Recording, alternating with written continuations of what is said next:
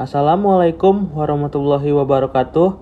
Perkenalkan, nama saya adalah Muhammad Arsyad Hawari Muksin dari jurusan Akuntansi, Program Studi Akuntansi, Politeknik Negeri Medan, kelas AK5E dengan NIM 20050820009. Di video kali ini saya akan menjelaskan tentang siklus konversi perusahaan Jim & Clean dari kasus 11 praktikum SIA dengan dosen pengampu Ibu Raya Puspita Saria Sibuan, SEMSI Sera CRV. Di dalam video ini saya akan menjelaskan beberapa hal yang antara lain adalah diagram konteks, DFD level 0, DFD level 1, level 2, dan level 3, flowchart, dan yang terakhir analisis kelemahan dan saran. Sebelum menjelaskan beberapa hal tersebut, pertama-tama saya akan menjelaskan tentang kasus yang ada dalam siklus konversi ini. Kasusnya adalah perusahaan Jim & Clean merupakan industri yang bergerak dalam industri manufaktur yang memproduk sabun dan deterjen. Untuk sabun yang dihasilkan adalah macam-macam sabun mandi, baik sabun cair maupun sabun padat, dan di mana jenisnya sangat beragam dan banyak variannya. Begitu juga untuk produk deterjennya, mereka mengeluarkan deterjen bubuk dan deterjen cair. Pada awal tahun, para produsen sabun dan deterjen memberi Jim & Clean pesanan yang didasarkan pada prediksi anggaran penjualan, akan tetapi pesanan ini dijamin hanya untuk bulan pertama. Setelah itu tiap produsen sabun dan deterjen dapat merevisi pesanan per bulan. Sistem Jim & Clean saat ini mensyaratkan pesanan bahan baku dimasukkan ke para pemasok setiap triwulan, sementara pesanan tersebut memberikan gambaran umum apa yang diharapkan pesanan dari para produsen mobil dapat naik atau turun secara dramatis setelah bulan pertama tersebut. Berdasarkan proses produksi batch saat ini, dalam siklus konversinya, pesanan yang telah disepakati sebelumnya atau blanket order dikirimkan secara langsung ke tahap produksi, perencanaan, dan pengendalian. Dalam tahap ini, bahan baku dan kebutuhan operasi yang ditetapkan di tahap inilah dokumen produksi yang dibutuhkan atau daftar kebutuhan bahan baku, lembar urutan kerja dibuat dan digabungkan dengan laporan status persediaan dari bagian pengendalian persediaan dan spesifikasi teknis yang dibutuhkan dari bagian teknik untuk membuat permintaan pembelian. Saat ini, tahap penjadwalan produksi masuk dalam tanggung jawab tempat kerja di tempat kerja. Supervisor yang bertugas akan membuat perintah lembar perpindahan dan permintaan bahan baku. Berbagai dokumen ini dikirimkan ke bagian akuntansi biaya dan juga digunakan untuk membuat file perintah kerja terbuka.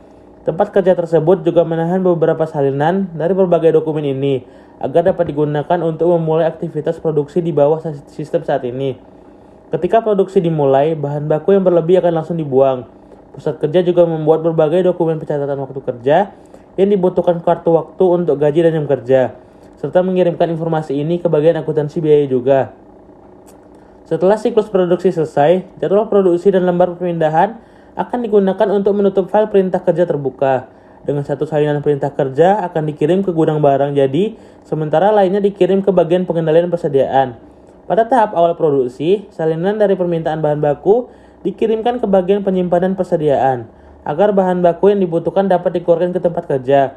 Sebuah salinan permintaan bahan baku disimpan dalam file di bagian penyimpanan persediaan. Bagian pengendalian persediaan dilibatkan dalam seluruh proses produksi batch. Bagian ini menerbitkan dokumen status persediaan ke fungsi produksi perencanaan dan pengendalian agar kebutuhan bahan baku diterima dari bagian penyimpanan persediaan hingga file persediaan dapat diperbarui. Ketika berbagai file tersebut diperbarui, maka permintaan bahan baku dikirimkan ke bagian akuntansi biaya. Sementara file yang diperbarui digunakan juga untuk membuat voucher jurnal yang dikirimkan ke bagian buku besar. Satu salinan dari permintaan bahan baku, permintaan pembelian dan dokumen perintah kerja akan disimpan dalam file di bagian pengendalian persediaan. Ketika bagian akuntansi biaya telah menerima semua informasi yang dibutuhkan dari berbagai bagian lainnya, file barang dalam proses akan diperbarui semua dokumen tempat kerja, kartu perpindahan, kartu waktu, permintaan bahan baku, kelebihan bahan baku, dan retur bahan baku, bersama dengan sebuah salinan perintah kerja, disimpan di bagian akuntansi biaya. Pada akhir tahap ini, bagian akuntansi biaya membuat voucher jurnal dan mengirimkannya ke bagian buku besar. Voucher jurnal ini bersama dengan yang dikirimkan oleh bagian pengendalian persediaan digunakan untuk memperbarui buku besar. Kedua voucher jurnal tersebut disimpan dalam file di buku besar. Berikut adalah kasusnya. Baiklah, selanjutnya mari kita mulai dengan diagram konteks. Yang pertama, pelanggan mengirimkan blanket order kepada sistem. Lalu sistem mengirimkan daftar kebutuhan bahan baku, lembar urutan kerja, dan laporan status persediaan kepada Departemen Teknik. Kemudian Departemen Teknik mengirimkan permintaan pembelian kepada sistem. Kemudian sistem mengirimkan permintaan pembelian bahan baku ke Departemen Pembelian. Lalu Departemen Pembelian memberikan bahan baku kepada sistem. Selanjutnya sistem mengirimkan bahan baku tersebut ke Departemen Pengendalian Persediaan. Lalu Departemen Pengendalian Persediaan melaporkan status persediaannya. Kemudian tempat kerja mengirimkan kartu waktu untuk gaji dan jam kerja. Kemudian dokumen pencatatan waktu kerja. Selanjutnya sistem mengirimkan permintaan pembelian bahan baku, file perintah kerja, lembar perpindahan, kelebihan bahan baku, dan editor bahan baku kepada Departemen Akuntansi Biaya. Lalu Departemen Akuntansi Biaya akan memperbarui file. Kemudian siklus konversi akan mengirimkan voucher jurnal yang dibawa dari akuntansi biaya ke buku besar. Lalu buku besar akan memperbarui buku besarnya. Setelah diagram konteks, kita akan memasuki DFD level 0, yang dimana pelanggan mengirimkan blanket order kepada sistem untuk dilakukan proses perencanaan produksi. Lalu sistem mengirimkan daftar kebutuhan bahan baku, lembar urutan kerja, dan laporan status persediaan ke Departemen Teknik. Kemudian Departemen Teknik mengirimkan permintaan pembelian. Selanjutnya dilakukan proses pengendalian produksi bahan baku. Lalu bahan bakunya dikirimkan ke Departemen Pembelian. Lalu Departemen Pembelian memberikan permintaan persediaan bahan baku. Dan juga laporan status persediaan dikirimkan ke Departemen Pengendalian Persediaan. Kemudian Departemen Pengendalian Persediaan memberikan bahan baku. Selanjutnya dilakukan proses perencanaan produksi dengan mengirimkan kartu waktu untuk gaji dan jam kerja ke tempat kerja dengan bantuan data master karyawan dan jam kerja. Kemudian dokumen pencatatan waktu kerja. Selanjutnya permintaan pembelian bahan baku, file perintah kerja, lembar perpindahan, kelebihan bahan baku, dan editor bahan baku dikirimkan ke Departemen Akuntansi Biaya, dan Departemen Akuntansi Biaya akan mengirimkan bahan baku. Selanjutnya setelah dikirimkan bahan baku, sistem mengirimkan voucher jurnal untuk dilakukan update buku besar.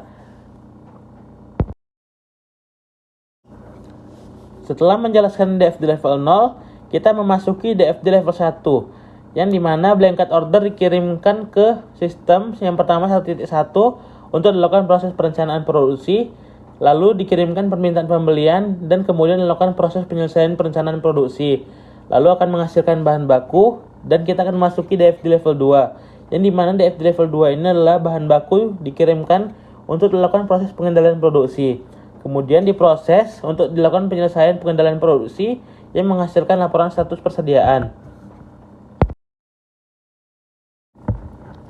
Selanjutnya adalah DFD level 3 yang merupakan bagian akhir dari DFD ini. Yang pertama, dokumen pencatatan file dikirimkan untuk dilakukan proses pengendalian produksi yang akan menghasilkan voucher file yang dikirimkan ke proses pengendalian produksi dengan data master file dan buku besar. Dan dari proses pengendalian produksi tersebut akan menghasilkan voucher file dan buku besar. Setelah menjelaskan diagram konteks DFD level 1, 2, dan 3, saya akan menjelaskan tentang flowchart, yang dimana pelanggan mengirimkan kesepakatan pesanan dan akan menghasilkan blanket order. Setelah itu blanket order dikirimkan ke Departemen Teknik untuk dilakukan proses kesepakatan. Dari proses kesepakatan tersebut menghasilkan beberapa salinan, yaitu laporan spesifikasi teknis, lembar urutan kerja, dan daftar kebutuhan bahan buku besar, yang kemudian diproses untuk membuat jadwal produksi dan akan menghasilkan permintaan pembelian bahan baku. Selanjutnya, Departemen Pengendalian Persediaan akan membuat laporan status persediaan, dan kemudian laporan status persediaan tersebut dikirimkan ke Departemen Teknik untuk dibuat jadwal produksi yang akan menghasilkan permintaan pembelian bahan baku. Lalu permintaan pembelian bahan baku tersebut dikirimkan ke Departemen Pembelian yang akan menentukan bahan baku dan akan menghasilkan bahan baku. Bahan baku tersebut dibagi menjadi dua. Yang pertama bahan baku digunakan dan bahan baku kelebihan. Bahan baku kelebihan dikirimkan ke Departemen Akuntansi Biaya yang akan diperbarui file dalam proses. Selanjutnya tempat kerja akan membuat dokumen waktu kerja dan akan menghasilkan kartu waktu kerja untuk gaji dan jam kerja. Lalu, kartu waktu kerja untuk gaji dan jam kerja tersebut dikirimkan ke Departemen Akuntansi Biaya. Setelah bahan baku yang kelebihan tadi diperbarui, akan diupdate di voucher jurnal, dan voucher jurnal tersebut akan dikirimkan ke buku besar untuk dilakukan update buku besar yang akan menghasilkan buku besar. Selanjutnya kita kembali ke Departemen Teknik. Dia akan membuat, setelah Departemen Teknik tadi memberikan permintaan pembelian bahan baku, dia akan menghasilkan bahan baku dan dikirimkan untuk membuat rincian jadwal yang menghasilkan beberapa salinan berupa bahan baku, file perintah kerja, dan lembar perpindahan, dan akan menentukan proses produksi yang akan menghasilkan pesanan barang jadi. Dan yang terakhir, saya akan menjelaskan analisis kelemahan dan saran. Dari analisis kelemahan tersebut, ada beberapa kelemahan yang merupakan, yang pertama itu adalah supervisor diberi tanggung jawab pada tahap penjadwalan produksi, namun supervisor belum melakukan pengawasan dan pengendalian pada tahap produksi.